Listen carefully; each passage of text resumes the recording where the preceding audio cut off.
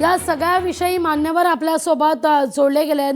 आणखीन एक मान्यवर अर्थात राष्ट्रवादी काँग्रेसच्या प्रवक्त्या अजित पवार यांच्या राष्ट्रवादी काँग्रेसच्या प्रवक्त्या हेमलता पाटील या ठिकाणी जोडल्या गेलेल्या आहेत। ताई नमस्कार, स्वागत आहे तुमचं या चर्चेमध्ये। रायगडने सुरुवात करूया आपण। रायगडमध्ये मात्र अजित पवार यांच्या राष्ट्रवादीला किंबहुना तटकरेंना चांगला झटका बसताना दिसतोय।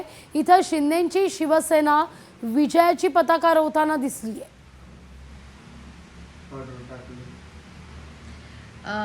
ह्या ज्या निवडणुका असतात, ह्या कार्यकर्त्यांच्या निवडणुका असतात। प्रत्येक ठिकाणी गटतटाचं राजकारण असतं आणि त्यामुळे पक्षीय अभिनिवेश बाजूला ठेवून बऱ्याच वेळा निवडणुका होतात। आम्ही रायगडमध्ये खूप चांगल्या पद्धतीने तयारी केली होती, फाईट दिली होती, परंतु त्या ठिकाणी थोडीशी पिछेहाट दिसते। परंतु आपण थोडा वेळ अजून जाऊन देऊ आणि संपूर्ण महाराष्ट्राचं एक मोठ्या पर्स्पेक्टिव्हमध्ये आपण चित्र बघू। संपूर्ण महाराष्ट्रामध्ये आम्ही अतिशय चांगल्या पद्धतीने कामगिरी केलेली आहे आणि मला खात्री आहे की आमचे जास्तीत जास्त उमेदवार नगराध्यक्षपदासाठी निवडून येतील, जास्तीत जास्त नगरसेवक निवडून येतील आणि त्या दृष्टीने जे आमच्या नेत्यांनी जी मेहनत घेतली होती, ज्या पद्धतीने प्रचाराची सगळी धुरा सांभाळली होती, त्या पद्धतीने मला खात्री आहे की आम्ही चांगली कामगिरी करू। चांगली कामगिरी करू अशी खरं तर खात्री हेमलता पाटील यांच्याकडून व्यक्त होताना दिसतेय।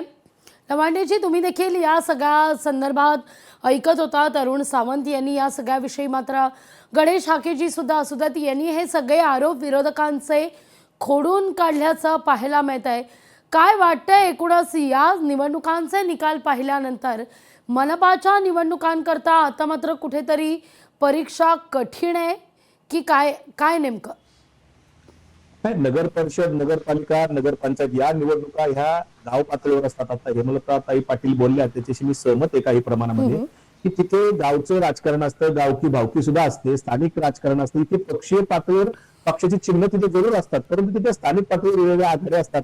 आता इथे जर तुम्ही महायुती महाविकास आघाडी दाखवत असला तर याच्यातले अनेक पक्ष एकमेकांची कुठे शिंदे सेना, ठाकरे सेना एकत्र आहे, कुठे काँग्रेस आणि राष्ट्रवादी सुद्धा एकत्र आहे, असे वेगवेगळे इथे आघाड्या झालेल्या आहेत।